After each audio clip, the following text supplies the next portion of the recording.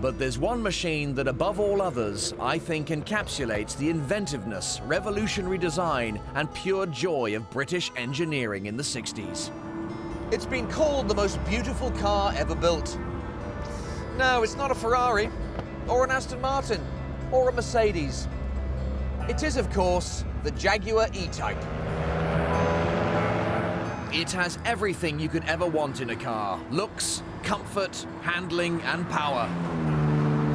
There's a raw power from the 3.8-litre Jaguar engine that gives magnificent acceleration and superb high-speed cruising. The secret to this car's success lies in her stunning good looks. The E-Type's curves are the perfect marriage of form and function. The design came from a heritage of spectacular racing cars, at a time when aerodynamics was starting to dominate racing, and Jaguar were regular winners, with their extraordinary streamlined C and D types designed by Malcolm Sayer. Malcolm Sayer was an aeronautical engineer who brought the aerodynamic design and monocoque construction techniques from the aircraft industry to the world of racing cars. Then Jaguar set him his greatest challenge: to take his brilliant work with racing cars and incorporate it into a road-legal production sports car. In the 1960s, engineer Peter Wilson worked with Jaguar's Malcolm Sayer and observed how he created the extraordinary profile of the E-Type, including a little-known aerodynamic technique that Sayer secretly used behind closed doors. He stuck little pieces of wool, maybe about 2-3 inches long, a piece of sellotape across, all facing the rearward direction. The whole car would be covered in them. He would observe the way in which the wool tufts reacted. Here in my wind tunnel, we can see exactly how it works. Turn on the fan, and the strips of wool reveal exactly how the air is flowing over the surface. As you can see, my strips of wool are flowing nicely alongside the car. But the genius of the wool test experiment is that you can remove the car from the wind tunnel and put it on the test track. And that's exactly what Sayer did. From the chase car, Sayer took hundreds of photographs. Whether it was going down a straight, going into a corner, going through a chicane, into a headwind, even in the rain. Sayer analysed all his photos and applied some extremely complex aerodynamic mathematical formulae that totally baffled his colleagues. He had this calculator that he'd pull the handle on and it would whir away and some figures would come out. And probably only he could understand. Now, his drawings, they were on a drawing sheet, but all they were a mass of figures. It was totally unique in the industry at the time, his method.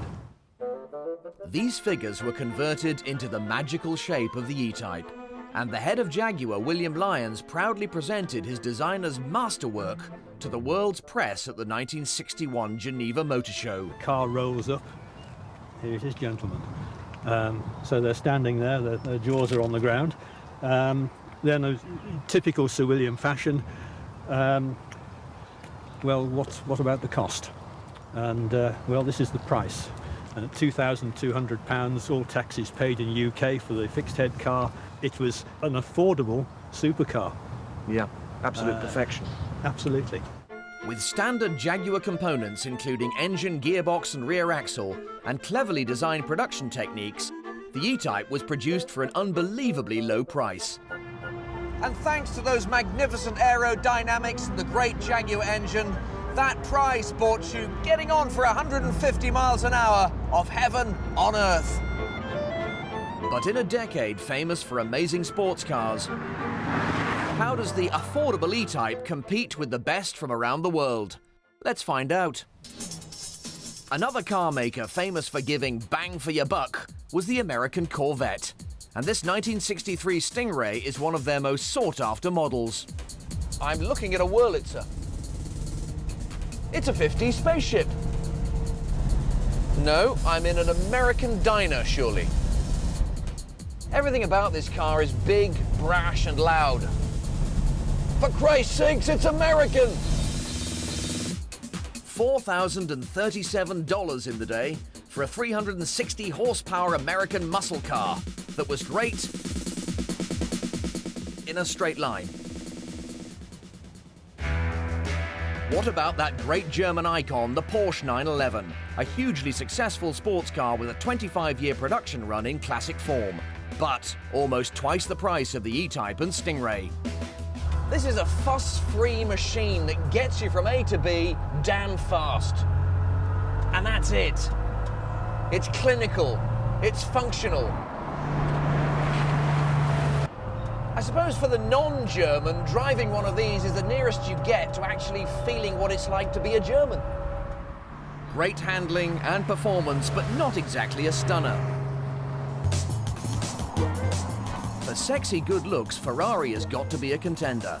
This is a 1960 250 GT, a class beauty outside and in.